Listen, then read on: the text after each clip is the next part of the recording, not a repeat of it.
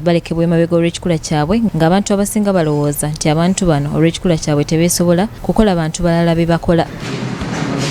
Richard Musisi nga ye ssenkulu wa MADIPHA ekitongole ky'abaliko obulemu bendo ly'e Masaka agamba abantu abaliko obulemu balekeddwa nnyo emabega olw'ensonga ezitali zimu ate nga bwe kituuka mu by'obulamu n'ebyenjigiriza ne gujja bagira nga wano bangi balekebwa ttale. Abasawo batuwandiike baleme kubuusaawo buusa baliko obulemu tebatuuze mu ddwaliro tulabe nga tufuna ddata oyo baleme kukiyitako buyisi. Musisi ayongeddeko nti kikwasa ennaku okulaba nga waliwo abeewaddeyo ne basoma kyokka ate bwe bamaliriza ne bataweebwa mirimu naddala mu bitongole bya gavumenti ekintu ekiragira ddala obusosoze. Tusaba nti baba bakuteekateeka yonna enteekateeka ekolebwa tebagamba nti muntu bw'aliko olwo bamusaasire wabula tuteekewo embeera emusobozesa okulaba nti avuganya kyenkana.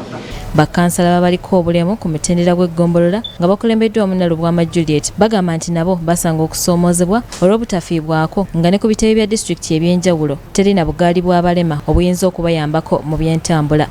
Baliwo bannaffe abasaba emirimu wano nga bali qualified naye tebaweereddwa mukisa kuvuganya n'abantu abo abalina okubeera mu bifo ebyo. Tusabayo wheelchair wakiri emu ebeere ku disitulikiti wano nti bwe tuba tuzze epikipiki bwekuteeka weekutadde omugambo omuwo yenna gw'osanze nti nsaba kumpa kunjazikako wheelchair nentuulamu entambula n'enyanguye.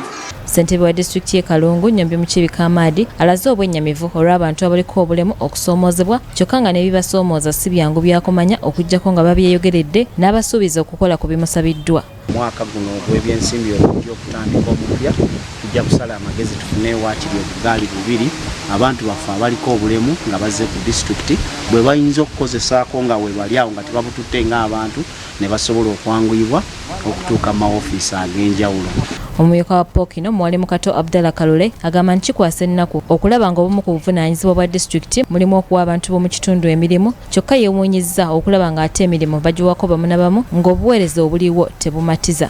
Tulaba nga mu disitulikiti konna tufuna ssentebe ne bakansala kawu n'abira mulala RDC n'abira mulala niga ate nga ne ssentebe waffe wa disitulikiti n'amafuta agamuweebwa oba n'omusala ogumuweebwa omwezi ati n'owulira n'ennaku ti n'emmotoka yennyini togigira ki ninga ate abakulembeze ku mitendera egyo buyajja wano n'emmotoka abaagigira ki ninga ate ku walondebwa abantu ng'ate batuga nti obuyinza buli mu ki buli mu bantu ebyo byonna ebyogerebwa bituluma ng'abakulembeze. Nabo ne Kato Paulo, BBS Telefina, Gamboze.